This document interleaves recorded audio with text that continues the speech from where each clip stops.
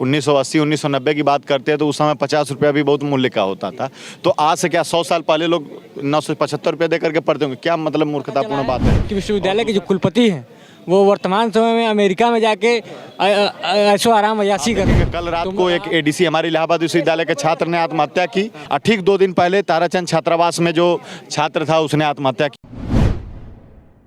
नमस्कार, मैं जितेश सिंह चौहान और आप देख रहे हैं भारत एक नई सोच। इस समय हम इलाहाबाद विश्वविद्यालय के अंदर खड़े हैं जहां पर छात्र पिछले 16 दिनों से आमरण अनशन पर बैठे हुए हैं। इनका कहना है कि विश्वविद्यालय ने 400 गुना फीस वृद्धि कर दी है। अभी हमने आपको तस्वीरें दिखाई गेट की जहाँ पर कुछ छात्र प्रदर्शन कर रहे थे और उनकी पुलिस वालों के साथ झड़प भी हुई। तो आइए इनसे बातचीत करते हैं। और भारत एक नई सोच की टीम लगातार ऐसे प्रदर्शनों को कवर करती रही है। चाहे अगर आप पिछली बातों को याद करें तो एसआई में भी हम लोग गए हुए थे और यहाँ पर भी आए हुए हैं। तो इनसे बात करते हैं। क्या नाम है भैया आपका? मैं अखिलेश यादव हूँ। मैं छात्र उपाध्यक्ष हूँ इलाहाबाद विश्वविद्यालय का और एनएसयूआई का प्रदेश अध्यक्ष हूँ। ये बताइए, पिछले 16 दिनों से आप लोग आमरण अनशन पर हैं, क्या मांगे हैं आपकी विश्वविद्यालय पर से? हम लोगों की साफ तौर पर स्पष्ट मांग है। जो इलाहाबाद विश्वविद्यालय में 400% फीस वृद्धि की गई है उसी के खिलाफ हम लोग यहाँ पर आमरण अनशन पर बैठे हुए हैं, उपवास पर बैठे हुए हैं। केंद्र सरकार द्वारा नई एजुकेशन पॉलिसी 2020 में लाई गई जिसके तहत विश्वविद्यालयों को अपने फीस को अपने रिसोर्सेज से उठाने का सूचना दिया गया, आदेश दिया गया, उनको निर्देश दिया गया। उसी के तहत जब हम लोग कुलपति महोदया के पास गए तो कुलपति महोदया से इसका जवाब मांगा गया तो उनका कहना है केंद्र सरकार बोली है कि आप अपने रिसोर्सेज जनरेट करिए फीस के लिए, तब विश्वविद्यालय चल पाएगा, नहीं तो विश्वविद्यालय बंद हो जाएगा। आखिरकार आप देखेंगे यह जो इलाहाबाद विश्वविद्यालय इसमें ग्रामीण परिवेश के हजारों हजार छात्र आकर के पढ़ते हैं।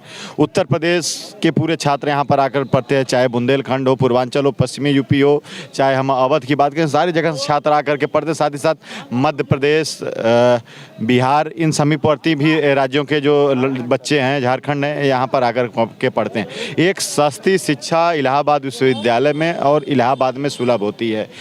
तमाम ऐसे पृष्ठभूमि ग्रामीण परिवेश से आने वाले बच्चे भी यहाँ से अधिकारी बनकर। जी का ये कहना है कि यहाँ पर 100 साल से कभी फीस की वृद्धि नहीं की गई है और मजबूरी थी क्योंकि यहाँ की जो फैकल्टी वगैरह है उसके खर्चा वहन करने में जो दिक्कतें आ रही थी, इसको मद्देनज़र ध्यान में रखते हुए फीस की बढ़ोतरी की गई है और केवल उनका कहना है 4 गुना ही की गई है। एक तो पहली चीज़ कि क्या 100 साल पहले भी 924 ही रुपया रही होगी? आप सोचिए कि आज से हम जब 1980 1990 की बात करते हैं तो उस समय 50 रुपया भी बहुत मूल्य का होता था।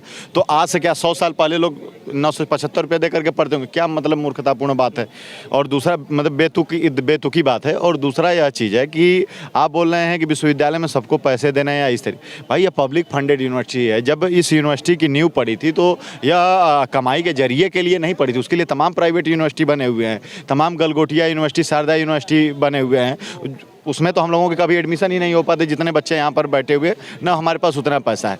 पब्लिक फंडेड यूनिवर्सिटी इसलिए बनाई गई कि तमाम जो तबके हैं जो कि शिक्षा से वंचित हैं आकर के यहाँ पर शिक्षा ग्रहण कर लेंगे, या जिसके पास पैसा भी है वह भी आकर के ग्रहण कर ले। एक उच्च गुणवत्ता की शिक्षा विश्वविद्यालयों में मिलती है। आप देखेंगे कि यदि। क्या नाम है भैया आपका?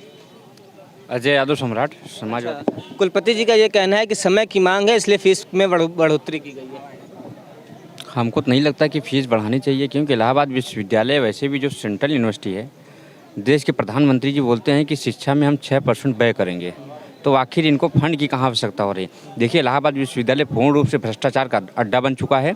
इलाहाबाद विश्वविद्यालय में आपको बता दूँ कि रजिस्ट्रार नियुक्त हैं और लीगल सेल एडवाइज़र नियुक्त हैं। उसके बाद भी कुलपति महोदया को अलग से OSD और लीगल सेल एडवाइज़र नियुक्त करने की क्या आवश्यकता थी? उनको 50-50 हज़ार रुपये महीने दिया जा रहा है। जो इनके शिक्षक, जो रिटायर्ड, जो पेंशनधारी शिक्षक हैं, उनको भी विश्वविद्यालय में ढाक पे रखा गया, उनको 50,000 रुपये महीना दिया जा रहा है। विश्वविद्यालय में जितनी भी गतिविधियाँ होती हैं सारे पैसे विश्वविद्यालय के फंड से लिए जाते हैं। अभी हागलू जी से, इसके पूर्व के कुलपति रतनलाल हागलू जी हुआ करते थे, उनके कार्यकाल में एक नई XUV लाई गई थी, 3 साल भी नहीं हुए थे। आखिर इनको इनोवा लेने की क्या आवश्यकता थी? तो कहीं ना कहीं अपने पूरे। आप जो आरोप लगा रहे हैं, आप ये कह रहे हैं कि वो इन पैसों का जो है वो ऐशो आराम में खर्च करते हैं। अच्छा ये बताइए, 16 दिन से आप लोग लगातार आमरण अनशन पर हैं। कुलपति महोदय का ये कहना है कि वो झुकेंगे नहीं, छात्रों की जो मांगे हैं वो जायज़ नहीं है, उनका ये आरोप है, उनका ये कहना है। देखिए, यदि उनका ये हट है कि मैं झुकूंगा नहीं, तो हमारा भी ये जिद है कि हम उनको झुका के रहेंगे। और मैं बताना चाहता हूं कि इलाहाबाद विश्वविद्यालय प्रशासन इस समय बिल्कुल ही संवादहीनता के दौर से गुजर रहा है। हमसे कोई आज 17वां दिन हम लोग के आमरण अनशन का है। बिल्कुल विश्वविद्यालय प्रशासन का कोई एक अधिकारी हम लोगों से बात करने नहीं आता है। तो आप समझ सकते हैं कि विश्वविद्यालय प्रशासन किस प्रकार से असंवेदनशील हो चुका है। हम अभी सूत्रों से मुझे ये भी पता चला है कि विश्वविद्यालय के जो कुलपति हैं वो वर्तमान समय में अमेरिका में जाके ऐशो आराम अयाशी कर रही हैं। तो आप समझ सकते हैं कि इलाहाबाद विश्वविद्यालय में पिछले लगभग 2 महीनों से इस फीस वृद्धि के खिलाफ आंदोलन चल रहा है और ऐसे इसमें इतना बड़ा आंदोलन चल रहा है, ऐसे स्थिति में वो बाहर हैं। तो आप समझ सकते हैं कि कितनी असंवेदनशील है। मैं बताना चाहता हूँ कि जो 400% की फीस वृद्धि की गई इलाहाबाद विश्वविद्यालय में, वो न केवल यहाँ के जो पढ़ रहे छात्र हैं उन पर ही प्रभाव पड़ेगा, जो आने वाली पीढ़ियाँ हैं उनके ऊपर सबसे ज़्यादा प्रभाव पड़ेगा। और जो आपको पता ये भी होना चाहिए कि इलाहाबाद विश्वविद्यालय एक ऐसा विश्वविद्यालय है जहाँ पे अधिकतर छात्र जो पूर्वांचल चल के गरीब गांव किसान मजदूर के बेटे पढ़ते हैं और वो उनके शिक्षा पे प्रभाव पड़ेगा। तो हम उनके भविष्य को बचाने की लड़ाई लड़ रहे हैं, उनके शिक्षा को बचाने की लड़ाई लड़ रहे हैं। और ऐसे में यदि विश्वविद्यालय प्रशासन की तानाशाही द्वारा हमारे ऊपर जो मुकदमे लाते जा रहे हैं, आपको ये भी बताना चाहते हैं। भविष्य में अगर विश्वविद्यालय नहीं झुकता है तो क्या ये प्रदर्शन और उग्र होने की संभावना है? देखिए, इलाहाबाद विश्वविद्यालय में जो प्रदर्शन है लगातार उग्र हो रहा है। लगभग दर्जनों दर्जन छात्र हैं जो कि आत्मदाह करने पर मजबूर हुए, दर्जनों छात्र हैं जो कि बिल्डिंगों पर चढ़ गए। अब कहने का मतलब यह है कि पूरा प्रदेश और पूरा देश इस आंदोलन को देख रहा है, लेकिन 100 मीटर दूर बैठी हमारी कुलपति महोदया नहीं देख रही हैं। और जब राष्ट्रीय आंदोलन चल रहा है तो जो शिक्षा मंत्री धर्मेंद्र प्रधान है या जो भारतीय जनता पार्टी की मोदी सरकार है वह नहीं देख रही है। कहने का मतलब यह है कि जो युवा 2014 में इनको लाने के लिए बहुत ज़्यादा उत्सुक था, वो आज वर्तमान समय में आप देखेंगे तो सबसे ज़्यादा हताश और निराश है तो वह युवा है, वह छात्र। रोजाना उत्तर प्रदेश सूबे का 3 छात्र नौकरी के अभाव में, रोजगार के अभाव में आत्महत्या कर रहा है। यही इलाहाबाद जो शहर है, आप देखेंगे कल रात को एक एडीसी हमारे इलाहाबाद विश्वविद्यालय के छात्र ने आत्महत्या की, महंगाई की वजह से नहीं पढ़ पा रहे हैं। और ठीक 2 दिन पहले ताराचंद छात्रावास में जो छात्र था उसने आत्महत्या की। तो इस तरीके की चीज़ें आप देखेंगे कि लगातार व्याप्त हैं और यदि हमारी मांगों को नहीं माना जाएगा तो हम लोग उद्घोष कर चुके हैं आर या पार की लड़ाई। आर पार की लड़ाई के आक्रोशित होकर करेंगे या शांतिपूर्ण तरीके से करेंगे? कौन सा रवैया आप अपनाने वाले? ये आपके चैनल के भी माध्यम से मैं बता देना चाहूँगा, आपको लगेगी छोटी बात या आप मजाक में उसको ना लीजिएगा। लड़के जग चुके हैं और ये हमारे पेशेंस की परीक्षा ले रही हैं, ये हमारे धैर्य की परीक्षा ले रही हैं। बस हम मना रहे हैं ईश्वर से कि हमारा धैर्य न जवाब दे, नहीं तो उनके चैम्बर की रखी हुई एक-एक कुर्सियां और एक-एक ईंटों को खींच करके यहीं यूनियन पे ला करके रख दिया जाएगा। समझ गए? और बतौर छात्र संघ उपाध्यक्ष मैं यह बात बोल रहा हूँ, चाहे तो कुलपति महोदया या नरेंद्र मोदी या योगी आदित्यनाथ सुन लें।